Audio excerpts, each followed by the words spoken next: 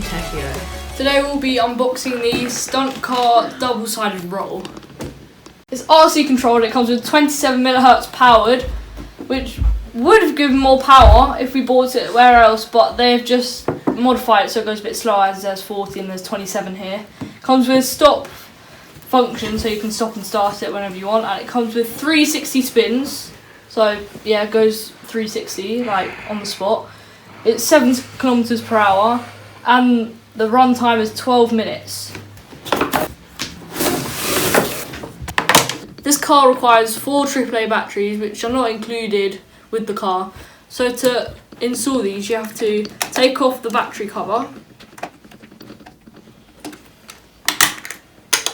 take out the battery holder, put in the 4 AAA batteries,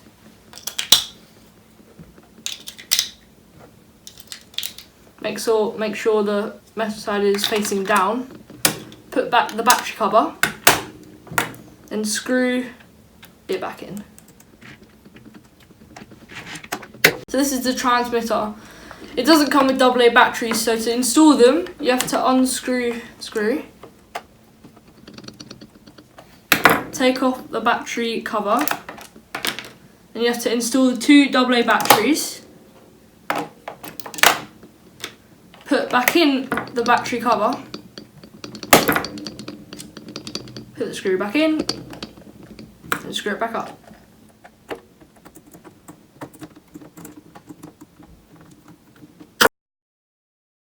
And we're off! Straight through the tunnel! He's gone into the pit of mystery. Dragging there a bit. We're gonna have to pick it up. Place it there. Stuck there. Oh, it went like half over. Let me just reposition that. U-turn is a strong point for this car, because whereas this has a 360 like turning, because yeah, I know why. Whereas the S-Gel is like a very wide turning circle, so it isn't the best. So straight through pit charge, no messing about, and a bit harder to pit mystery, maybe a bit of a steeper incline there. We're gonna have to give it another nudge. Trying to make it back under the tunnel. I think it is a bit steeper on the... Oh, he makes it just about. Alright, round the roundabout.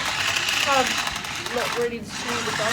Through the sewer pit, which isn't that sewer compared to the S-Gel, as it's not cool, it's more of an indoor toy, but when he's off! As I was saying, it isn't really an outdoor toy, but we're just across the line. All of the time? 1 minute 15 seconds. 1 minute 15 seconds. It's not a bad run, considering how hard it is to drive, but yeah. So how do you find this run around the course in the new car?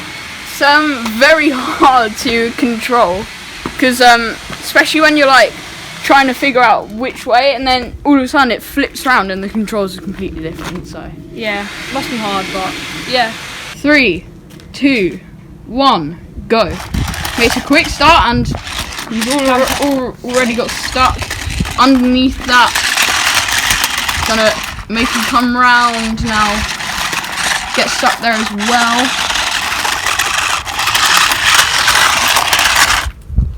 What is that? And he's got stuck on the peg. And another one. He's gonna slowly make his way back over the first, and he's done the same as me. Hard to control. Trying to get over the rocks, taking the side route and getting stuck.